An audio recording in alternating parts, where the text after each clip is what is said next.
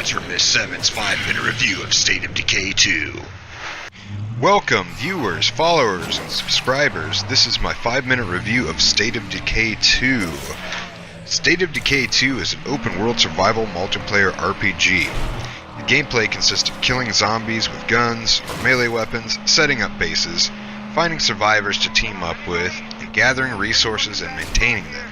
You could also help or kill other groups of survivors. Improvements from this game from the first game. This one is definitely more immersive, I would say. They've added gassing up vehicles. They added water as a resource, as a survival resource. They added armor mods, as you can see in this vehicle. This was a cop car that was modded. The shooting is definitely better, even though they took out one of the skills of slowing down time and shooting, mainly because of multiplayer.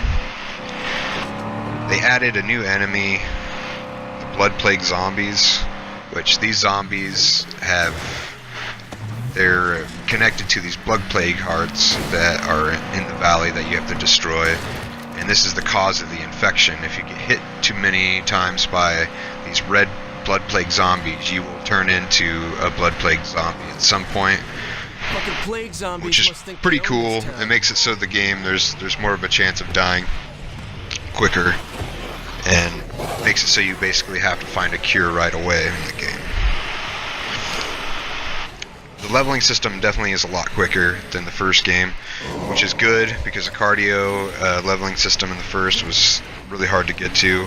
They added a lot more building choices and mods to those buildings, like water coolers, power tools, or ammo presses that you could add to certain building choices.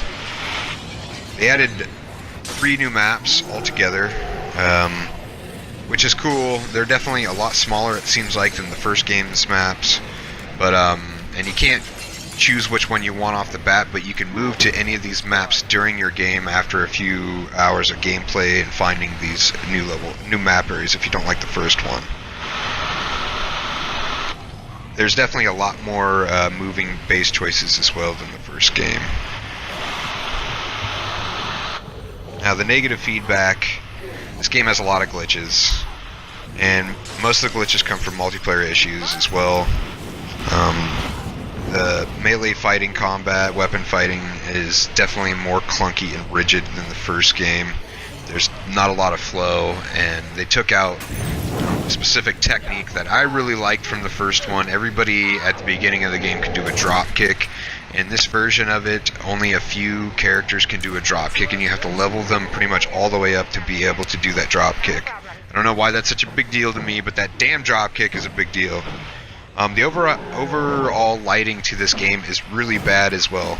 It's too dark. I had to turn up the brightness completely all the way up for this game. I know a lot of my other friends had the issue too, and it seemed like nighttime was forever. And when it becomes nighttime, the shadows and everything, this game doesn't seem like there's hardly any light, and it's really hard to see anything, so you have to use your flashlight a lot in this game, which, you know, is part of that survival aspect. So I get that, but it is kind of irritating.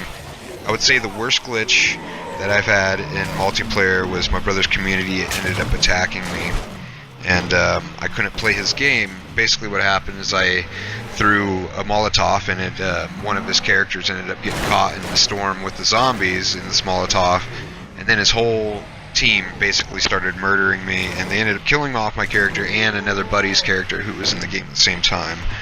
They had one big storyline mission issue from my first playthrough, and it was with the sheriff missions. They glitched out, and after I killed all the Blood Plague hearts, and they did not, the main last mission did not show up, and so I just kept playing the game and playing the game, actually to move to another map to finish it. And the ending, I would say, there's these leaders that you could choose from. Out of the leaders of Trader, Builder, Warlord, Sheriff, I thought the Trader was the best because he gives you the best perk at the end of it.